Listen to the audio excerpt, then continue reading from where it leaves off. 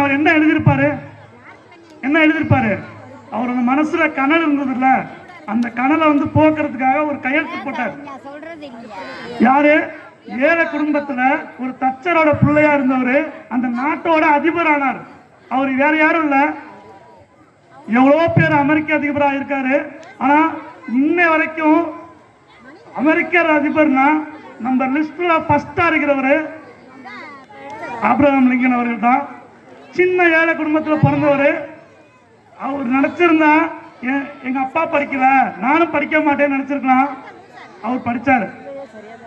அதனால அந்த அடிமைத்தனத்தை தன்னோட கையெழுத்து போட்டு ரெண்டே வருஷத்துல டோட்டலா அடிமைத்தனத்தை தூக்கி போட்டாரு.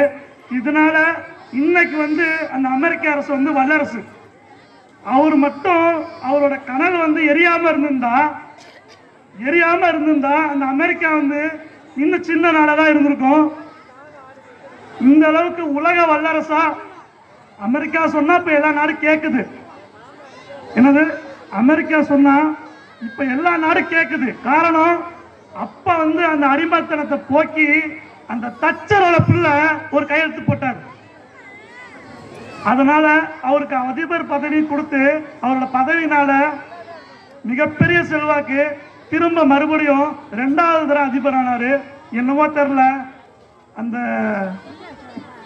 யமன் வந்து அவரை சீக்கிரமா கொண்டுட்டு போயிட்டாரு. இல்லாட்டி இன்னும் அமெரிக்க வரலாறு வந்து இன்னும் ரொம்ப மாறி இருக்கும்.